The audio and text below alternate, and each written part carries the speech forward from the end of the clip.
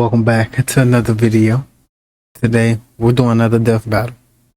This time it's versus Hercules versus Hercules, not Hercule. Hercules versus Sun Wukong. Goku. I don't know who I go with. I think I'm gonna go with Hercules. I keep saying Hercule. I watch too much Dragon Ball Z. I'm going with Hercules for this one because I don't even know who Sun Wukong is. I'm probably butchering that name, but anyway, let's get into it. Hercules, the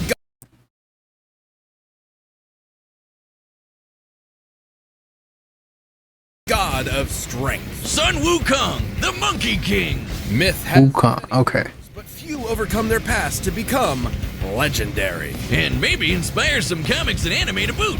He's Wiz and I'm Boomstick. And it's our job to analyze their weapons, armor, and skills to find out who would win a death battle. He's the man, the myth, the legend. He's Hercules. The Rock. Stories of Hercules. They don't want to show that version of Hercules. He got his ass whipped by Kratos. But I guess it is Kratos, so. Exist in many iterations, but we'll examine the earliest known accounts, the legend of Heracles. No Disney zero to hero, just the classic Greek myth. And like most ancient Greek stories, it began with Zeus being a total creep. The god of thunder did his thing with a princess by disguising himself as her husband. That's like, wait, can I even show this stuff? And thus a demigod was born, who was named Alcaeus. But Hera was pretty pissed Zeus had cheated on her yet again, so Alcaeus' human parents renamed him. Greek god of strength, 6'2", my nigga. 208 pounds. That's normal, okay? That's what I'm talking about. Birthday, November 10th, okay. Founder of the Olympic Games. One of the Argonauts. Father of 51 children. God damn. In her honor. Yep, Heracles means glory to Hera. Too bad she had already made up her mind though, and that kid was gonna pay. The child would need some way to survive Hera's wrath, so the goddess of heroes carried out a plan that was, frankly, insane. Athena tricked Hera into nursing the baby Heracles, and her milk gave him supernatural strength unbound, even beyond many of the gods themselves. So strong that he hurt her and caused her to spray milk all over the place like a boob sprinkler, which in turn created the galaxy. Yep, that's why we call it the Milky Way. Oh God, I'm never eating one of those candy bars again. With his godlike power, Heracles became a fierce warrior trained by the finest instructors in all of Greece. Unfortunately, he wasn't without problems. While he was a natural at boxing, wrestling, fencing, and so much more, he struggled in the arts. He even had a fit and accidentally killed his music teacher. Little did Heracles know this was a sign of the tragedy to come. Many years later, as his name began to be synonymous with the term hero, he murdered his wife, Princess Megara, and their sons. Yeah, The fuck? had magically driven him into a kill frenzy rage, but that didn't excuse it for Herc. His guilt was there. Desperate to atone, he sought guidance from the Oracle of Delphi and learned his path to redemption. He would submit himself to King Eurystheus and perform for him 10 grueling labors. The guy was a D-bag, but Herc did what he had to, and through his struggles built a killer arsenal. For his first labor, he was tasked with slaying a lion whose hide could not be pierced by any blade. So Herc just beat the lion to death with his bare hands and took the pelt as armor for himself. He defeated Cool. a flock of metal man-eating birds with cortalas so loud no living thing could bear the noise. He battled a multi-headed hydra. Boundless strength. Night. Absolute invulnerability. Superhuman speed, of course. Arrows coated in hydra blood. Okay. Bronze cortalas. Golden. Okay. I ain't trying to name all this shit. War Club. Its necks after each decapitation so the heads would not grow back. A lot of sliced off heads meant a lot of blood spilled, and Hydra blood is extra poisonous. Even gods fear it, so Herc dipped his arrows in the stuff for later use, like when he used them to take out centaurs, titans, and even the sun. Sort of. The details of the Smith differ, but in some versions, Heracles was so fed up with the desert heat, he fired an arrow at the sun, the physical embodiment of the god Helios. I guess that's one way to cool off. Take that, global warming! To reach the sun, his arrow would have to fly 90 times faster than light. The maximum draw weight of a typical recurve bow is about 40 pounds, shooting an arrow 300 feet per second. Shooting one faster than light would require strength incomprehensible to mortals such as us. Anyway, Herc completed his labors, but the king was a sore loser and axed 2 of them for cheating, because Herc was a lot more clever than he expected. Heracles received 2 more tasks, one of which required he retrieve the golden apples of Hesperides, which ironically originally belonged to Hera. As part of his plan, Heracles would temporarily take on the role of the Titan Atlas, as bearer of the heavens. That sounds exhausting. More than you think, dummy. While modern art often portrays Atlas carrying a globe, the Greeks perceived his burden as a celestial sphere. This would mean Heracles supported the weight of not just the Earth, but the whole universe. I'm holding up this entire show. The common view of the time was that the universe was endless. Even chaos, the primordial origin of everything, was boundless. Meaning, Heracles held up the weight of conceptual infinity. Luckily, Herc's got one hell of a drive to persevere and to make amends. Like when he met King Admetus, he got to party it up and was too drunk to realize the king was in a really bad state because his Wounded and defeated Ares, the god of war. wife had just died.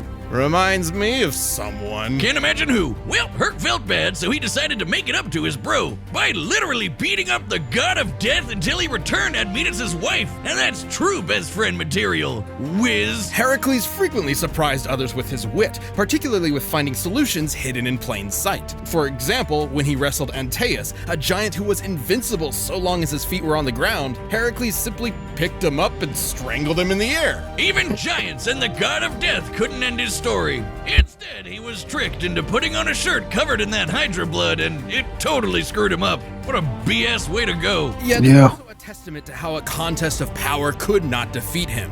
Racked with unbearable pain and burning at a pyre, Heracles called to the deities who had watched his story unfold. And so, as his mortal form returned to ash, Heracles ascended to Mount Olympus. Where he was welcomed as the god of strength. Even Hera lightened up. His life may have been one of strife and struggle, but on that day, all the world was left in awe of the legend of Heracles. Hercules. There once was a mighty monkey warrior, born of a mystic stone from the energy of the sun and moon. Son Goku. He graciously bowed to the cardinal directions and Shot lasers from his eyes. Strap in, folks. This one's a doozy. this monkey soon befriended a band of other primates and rather narcissistically named The handsome monkey king. I knew it, Son Goku. Not really. himself their handsome monkey king. But after a few centuries of monkeying about, he got a taste of the dreaded midlife crisis. You see, the Monkey King was fierce and brave, yet he feared death. So he ventured to new lands in search of immortality. Turns out he'd find a lot of it. Training under the Taoist master Puti, he earned his first method of immortality and a new name. He would be the Monkey Awakened to the Void, spoken as Sun Wukong. That's what say so. So maybe Hercules will lose because dude is actually immortal more than once. Unlike Hercules, he lost to Kratos, died to Kratos, so he could die. Think about it. He also learned a bunch of magic. He can ride clouds, make thousands of clones, heal from fatal wounds like decapitation, and transform into basically anything. A bird, some vapor, a pitchfork, even an incredible fighting temple. With his famous cloud somersault, he could traverse the world at incredibly high speed. At first, a single somersault could carry him 108,000 li, li being a traditional Chinese unit equal to about 500 meters, making one somersault move 54,000 kilometers per second. Fast enough to circle the entire Earth in one leap. And he'd only get faster from there. Monkey would do whatever it took to prove he was the best of the best. When Oh, my bad. I gotta pause that and see. 72 earthly transformations. Okay, what the fuck that mean? Can discern any illusions in disguise with his fierce golden eyes. Oh, look at the prime. Healing and regeneration. 7 means of immortality. Exactly. I'm sorry, Hercules. You might lose this one. Body freezing spell. Fire avoidance charm. Flying spell. Lock breaking spell. Protective circle of invincibility. Water avoidance charm. Various other spells. Look at my Dales. Oh my god. Prince Nocha, his foe transformed into a more powerful visage with 3 heads and 6 arms. But Sun was like, hey, I can do that too, and then did just that. Sun Wukong eventually returned to his simian subjects, and with his newfound power, amassed a veritable army. However, he felt no weapon in their arsenal suited him. So he barged into the Dragon King's palace and demanded he hand over a weapon worthy of a king who could match the power of heaven.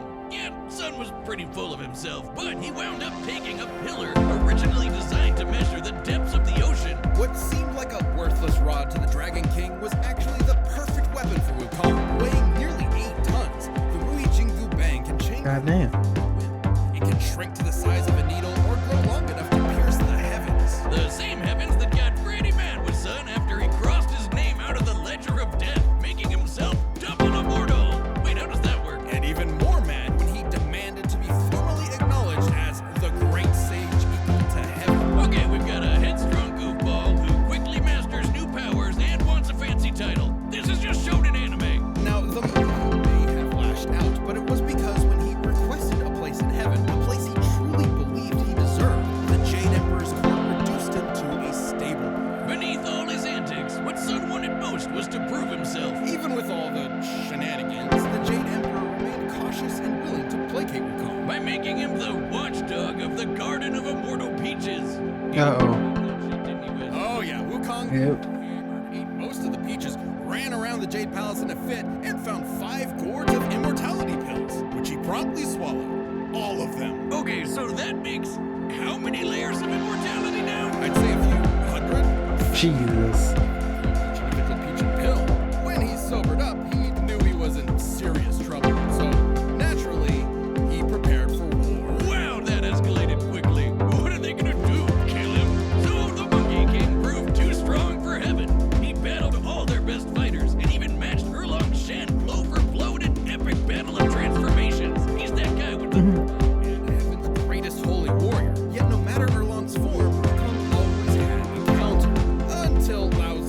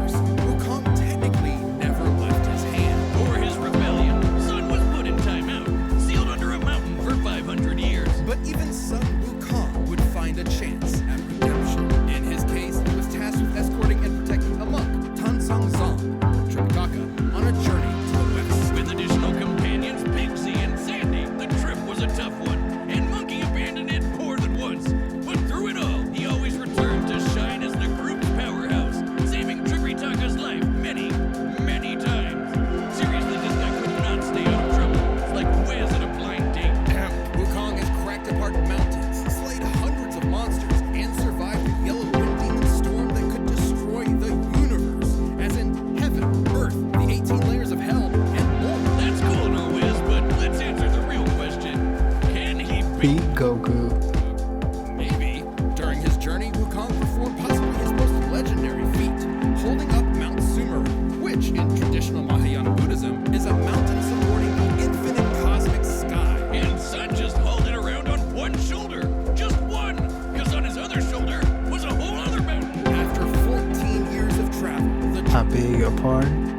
Wukong had finally accomplished a truly great deed. For this, he was given his long-awaited place among the heavens. As the victorious fighting Buddha. Now that's gotta be an anime. After so much time as a rebel, an outcast, and a truly unstoppable warrior, Sun Wukong had, at last, found his home. I'm sorry, Sun Wukong got this. Episode is sponsored by I think Sun Wukong got this one in the bag. It's gonna be an easy one. Unless Hercules got the actual poison, or I guess Hercules Hydra poison works.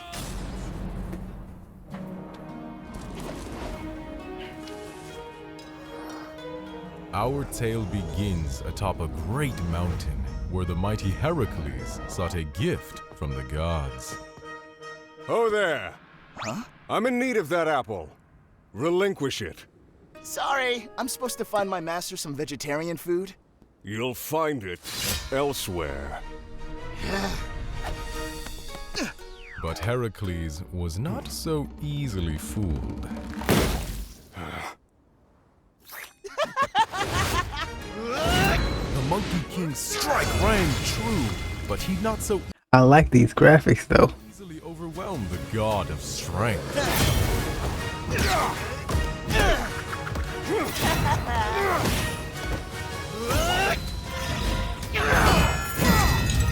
Ooh, I am Hercules!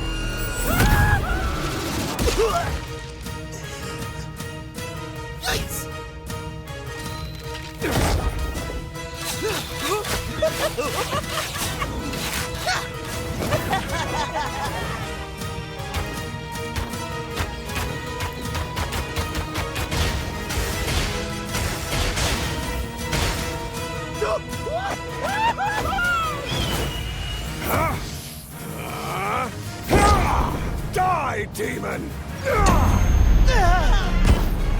Agony! Agony!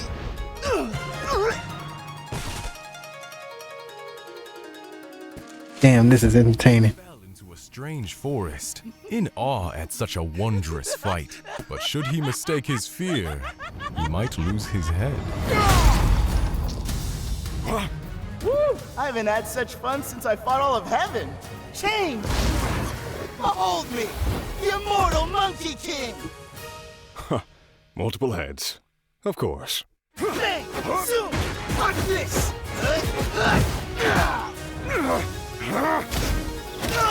Uh-oh.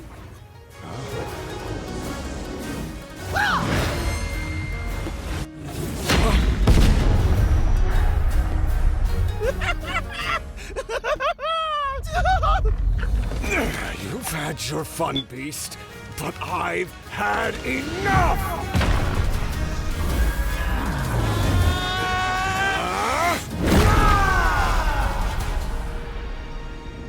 In heavens above, the gods witnessed their earthbound selves, and so joined in battle.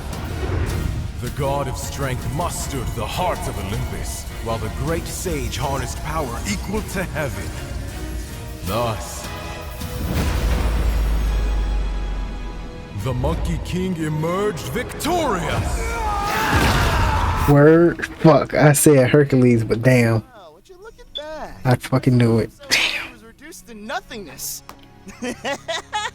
With a formidable foe slain, stricken against the mountain's breast, so ends our great tale of East and West.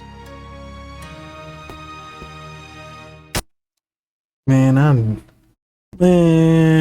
that's fucked up. But I hope y'all liked the video. See you guys later. Bye.